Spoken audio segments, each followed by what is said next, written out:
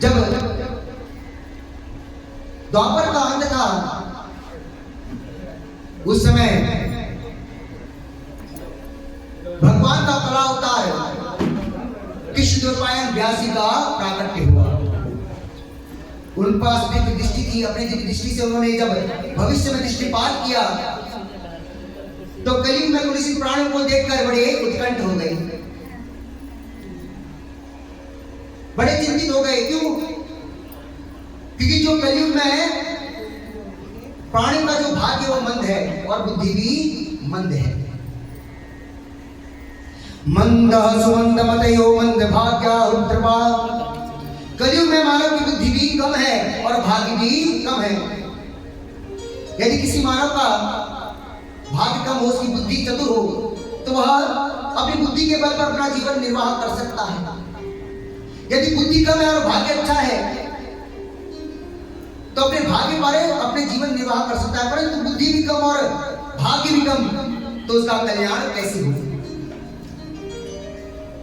तो यह विचार करके व्यास जी ने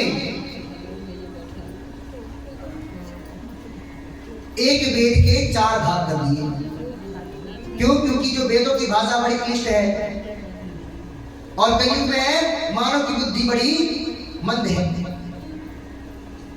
तो उस एक वेद के 4 भाग कर दिए, ऋग्वेद, यजुर्वेद, सामवेद और अथर्ववेद।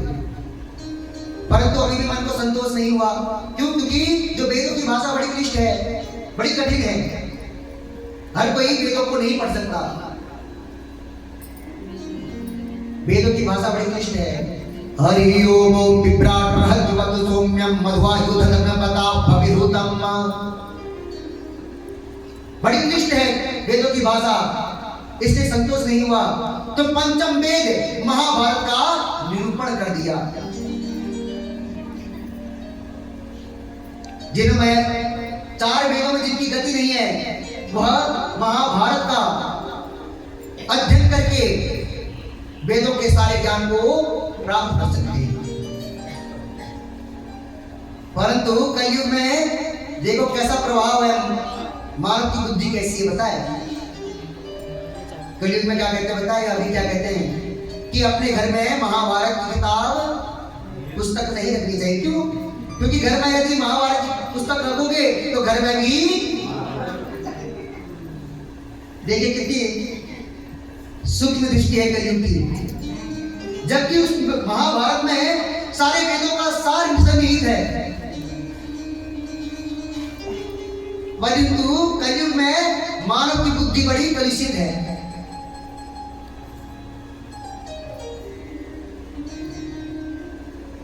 तभी वेद व्यास जी को संतोष नहीं हुआ तो उन्होंने भी पुराणों का निरूपण करना प्रारंभ किया।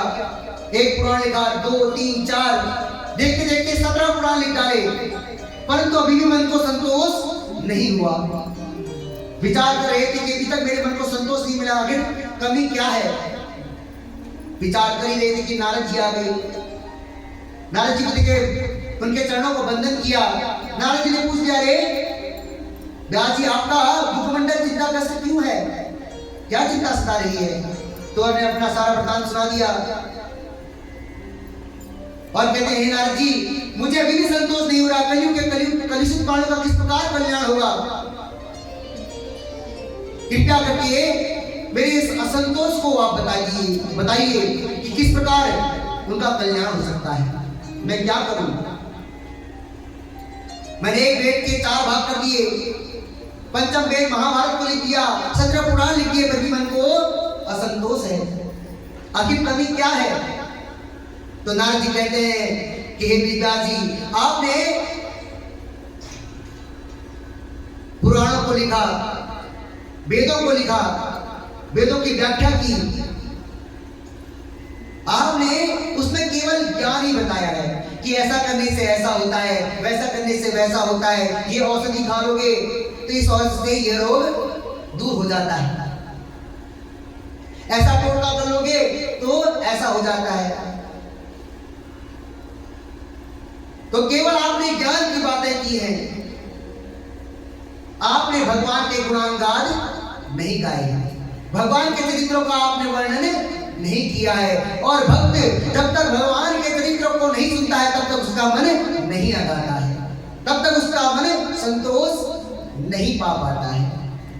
तो इसलिए हे व्यास जी, आपको भगवान के चरित्रों का वर्णन करना चाहिए ताकि भक्तों को भगवान के चरित्रों को सुनकर आनंद मिल सके। तब नारद जी ने अपने पूर्व वृत्तांत की बात सुनाई, गुरुजन की कि मैं दासी पुत्र था और संतों की कृपा से मैंने भगवान का दिव्य नाम संकीर्तन किया, ऋषियों के मुंह से भगवान की कथाओं को सुना, उनके नाम का उच्चारण किया और आज वो दासी पुत्र नारद ब्रह्मा जी का मानस पुत्र होकर आपके सामने खड़ा हुआ है। ये भगवान के नाम का दिव्य चमत्कार है, उनकी कथाओं का दिव्य चमत्कार है। इसलिए आप भी भगवान के चरित्रों का वर्णन कीजिए, गुणगान कीजिए। यह कहकर नारद जी चले गए। तब व्यास जी को अपनी कमी का एहसास हुआ। तब उन्होंने सरस्वती नदी में स्नान किया और अपने आश्रम में आकर अपने आंख मूंद ली और भगवान की दिव्य छटा को निहारते हुए भगवान की दिव्य कथा का वर्णन करना प्रारंभ कर दिया। जैसे उन्होंने भगवान उनके मुखारविंद से भगवान की दिव्य कथा बहने लगी तो गणेश जी ने उस बहते हुए श्लोकों को लिपिबद्ध कर दिया और देखते ही देखते 18,000 से समेत श्रीमद् भागवत महापुराण संहिता प्रकट हो गई। बोले श्रीमद् भागवत महापुराण की जय।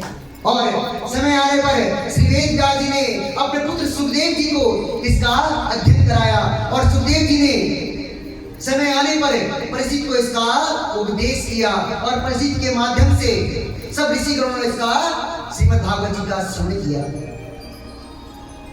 जब इस प्रकार स्वंगा ऋषि ने कहा, सूत जी ने महाराज ने स्वंगा ऋषि ने कहा तो स्वंगा जी कहते हैं कि महाराज सूत जी, आखिर सुखदेव जी ने परिचित को कथा श्रवण क्यों कराई और परिचित को ही पात्र क्यों बनाया, कृपया करके हमें बताइए।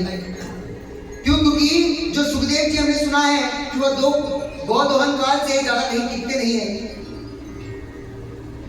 तो 7 दिन तक उन्होंने परिचित जी को कथा कैसे श्रवण कराई, कहां कराई, क्यों कराई, कृपया करके हमें बताइए। तब सूत जी महाराज कहते हैं कि ऋषियों, अब हम यह कथा आपको कल सुनाएंगे, अभी विलंब भी हो गया है और आपको घर भी जाना होगा, फिर आप लोग उठ जाते हैं जल्दी जल्दी, इसलिए कल आपको विस्तार सुनाएंगे कि सुखदेव जी ने परिचित को कथा का श्रवण क्यों कराया।